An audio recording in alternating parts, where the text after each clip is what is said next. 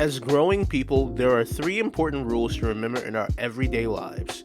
Eat good, live life like there's no tomorrow, and never, and I mean never, trust a word Blizzard says. Blizzard's recent announcement about stripping away the key features in Overwatch's story mode has its millions of fans wondering, what's next? Was this just a blessing in disguise, or was it another stupid Blizzard decision? Without further ado, I'm Owen, or Thoughtcake, and today we're looking into the recent Overwatch drama. So let's sit back, relax, and let's get into the video. Welcome. To be a true Overwatch fan means you truly had to be driven to the point of insanity at least once by Blizzard's poor decision making.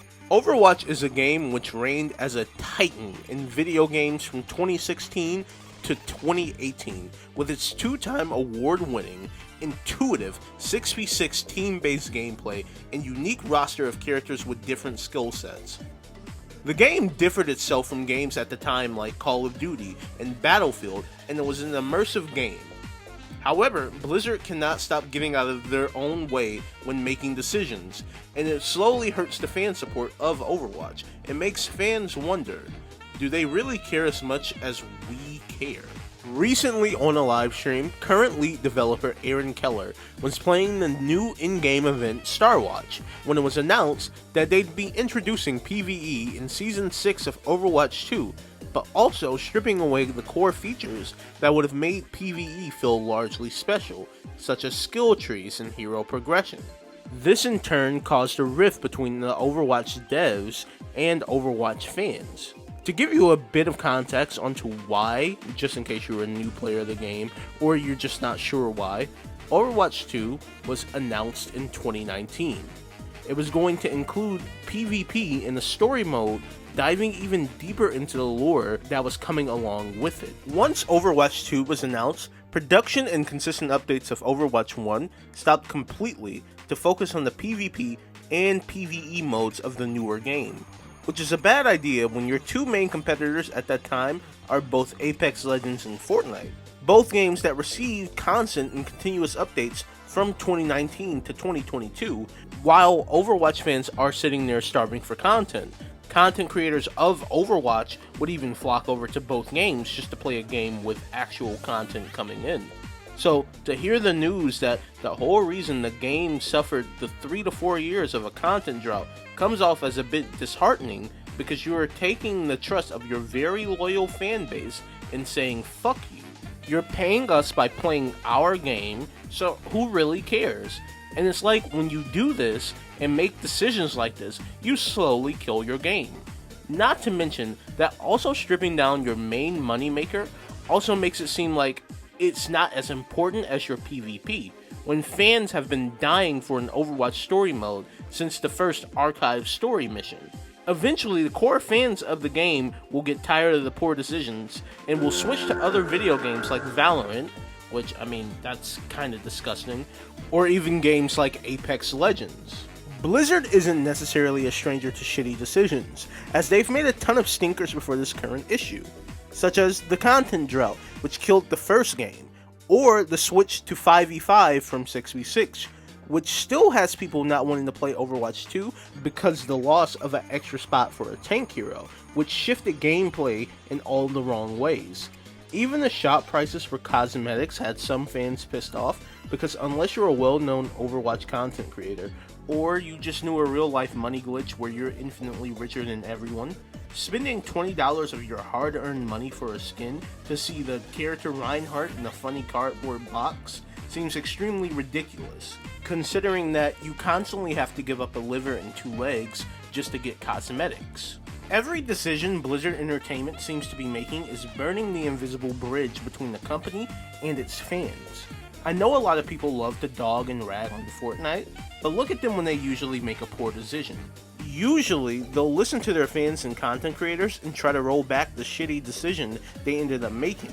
This is to go on to say, if your community is saying that this is a bad idea, and if people outside your community is saying that this is also a bad idea, you've got to let your pride die and admit, okay, we messed up and we'll take some time to figure it out. This isn't to say like Overwatch 2 is dead.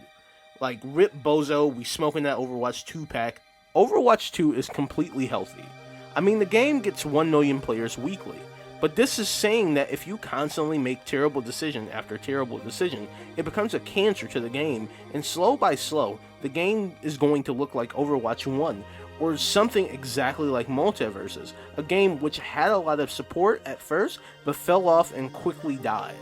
As a well-known Swiss doctor in the game, Overwatch has said once before, heroes never die. Does the minimization of the story mode and other poor decisions hurt Overwatch? Yes, it does. However, I love the refreshing and constant updates they do each season as compared to the end of life cycle from Overwatch 1. I feel even with the loss of a full story mode is extremely tragic, but if this is the devs' way of saying we're going to constantly get more updates and be pushing more and more content out, then to be honest, I can't necessarily be mad at that. As a fan who sat through the content drought from 2019 to 2021, Overwatch was as fun as watching paint dry or sitting through an episode of Big Bang Theory. Same maps, only one new character, and we heard nothing from the developers. It was radio silent from the Overwatch 2 development camp until they started rolling out Overwatch 2 beta test. I would prefer communication from the developers and constant updates as opposed to nothing for 3 years straight on. If this is the way we're going on, keep introducing new maps and heroes. Keep updating the game. Please remove souvenirs. But more importantly, keep the game fresh. I feel as long as you keep the game fresh, you don't have to worry about fans and content creators flocking over the new games hungry for some action. This is how Fortnite has stayed relevant throughout the years. Even when it looked like Fortnite was falling, they kept getting back up and feeding their fans with new and fun content. This is how you stay relevant. Also, if the rumored plan of deciding to make Overwatch a future MMORPG is true, then the loss of a PvE isn't going to be much of a heartbreaker. As long as we keep the game fresh, that will keep a lot of fans happy, and will ultimately save your game in the long run. In all honesty, Blizzard's decision making has caused a bit of a stumble for them. It doesn't necessarily look bad, but it really doesn't look good either. Personally, I think if Blizzard makes the right decision and bounces back from this, I think they'll eventually regain the trust and love they lost this past week. After all, it's not how you fall, it's how you bounce back after you fall. Do you stay on the ground and cry, or do you get up and dust yourself off? In my opinion, you just gotta try again and win your fans back. However, that's gonna do it for this video. I wanted to post this video for the past week, but I didn't really know how it would turn out. So, if you're still watching, let me know what you think, and if the video was good. However, until the next video, drink water, take your mental health seriously, and I will see you next time. Sayonara. Goodbye.